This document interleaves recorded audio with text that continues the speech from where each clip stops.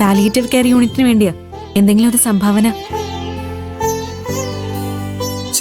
Thank you.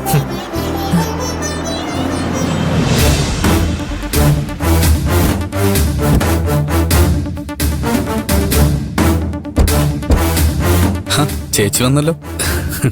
അടി നടക്കാൻ chance ഉണ്ട്. മഹിമയാണല്ലോ. ഞാനൊന്ന് നോക്കിയിട്ട് വരാം.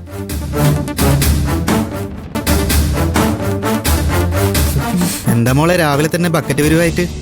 ഇത് പാലിയേറ്റീവ് കെയർ യൂണിറ്റിന് വേണ്ടിയാ. പ്രായമായ ക്രിട്ടിക്കൽ അസുഖങ്ങളുള്ള രോഗികൾക്ക് അവരുടെ വേദന കുറയ്ക്കാനും വേണ്ട മരുന്നുകൾ എത്തിക്കാനും വേണ്ടിയുള്ള പരിപാടിയാ. അതൊരു നല്ല കാര്യമാണല്ലോ.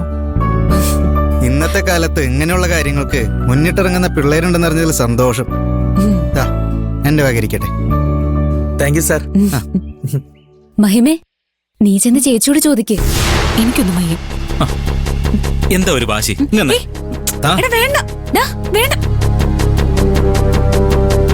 മഞ്ജു ചേച്ചി, എന്തെങ്കിലും ഒരു സംഭാവന തരാമോ? തരാം. വല്ലതും കിട്ടും. ഇങ്ങനെ വെറുതെ ബക്കറ്റുമായിട്ട് ഇറങ്ങിയാൽ മാത്രം മതിയോ? ഇതൊക്കെ നടത്താനേ ഈ സംഘടനയുടെ പെർമിഷൻ ലെറ്റർ വേണം. അതൊക്കെ കയ്യിലുണ്ടോ? എടുത്തില്ലേ? മറന്നുപോയി. നീയൊക്കെ എന്നെ നാണം കെടുത്താൻ വേണ്ടി മാത്രം ഇറങ്ങിയിരിക്കല്ലേ? വെറുതെ ഇങ്ങനെയുള്ള പരിപാടിക്കൊന്നും ഇറങ്ങിയാ പോരാ. റൂൾസ് ഒക്കെ പാലിക്കണം.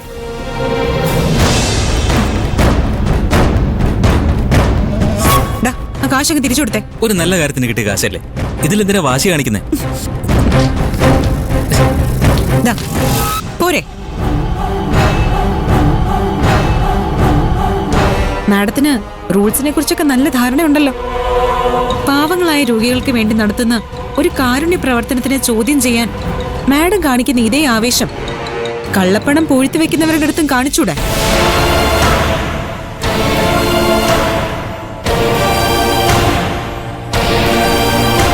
അവരുടെ വീടിന് കാവൽ നിൽക്കുന്നതിന് പകരം ആ കാശ് പിടിച്ചെടുത്തിരുന്നെങ്കിൽ ഇങ്ങനെയുള്ള പാവങ്ങളെ സഹായിക്കാനുള്ള കാശ് സർക്കാരിന്റെ ഖജനാവിൽ ഉണ്ടായേനെ.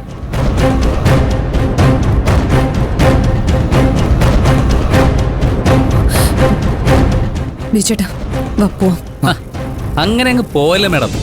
മഹിമയുടെ ചോദ്യത്തിനുള്ള ഉത്തരം പറഞ്ഞിട്ട് പോണം. അവരെ ബുദ്ധിമുട്ടിക്കല്ലേ ഭീമോനെ. സ്വന്തം അച്ഛനെ കൊന്നവരെ പോലും ഒന്നും ചെയ്യാൻ പറ്റാത്ത പോലീസുകാരിയാ ഈ നിൽക്കുന്നത്. ഇവരെ കൊണ്ട് എന്ത് ചെയ്യാൻ പറ്റുമെന്നാ?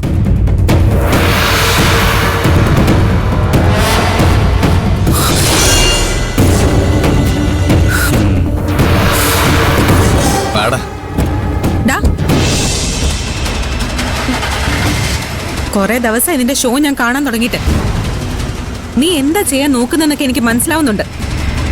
നീ വിചാരിച്ച എന്നെ എന്റെ ചേച്ചിയും പിരിക്കാൻ കഴിയില്ല. അതിന് ഞാൻ എന്തിനാ വിചാരിക്കുന്നേ? നീ തന്നെ അതിന് വേണ്ടതെല്ലാം ചെയ്യുന്നില്ലേ? നിങ്ങളുടെ ഇടയിൽ എരിയുന്ന തീയിലേക്ക് കുറച്ച് എണ്ണ കോരിയൊഴുക്കി മാത്രമേ ഞാൻ ചെയ്യുന്നുള്ളൂ. എന്തേ, നിനക്ക് ഇഷ്ടപ്പെട്ടില്ലേ?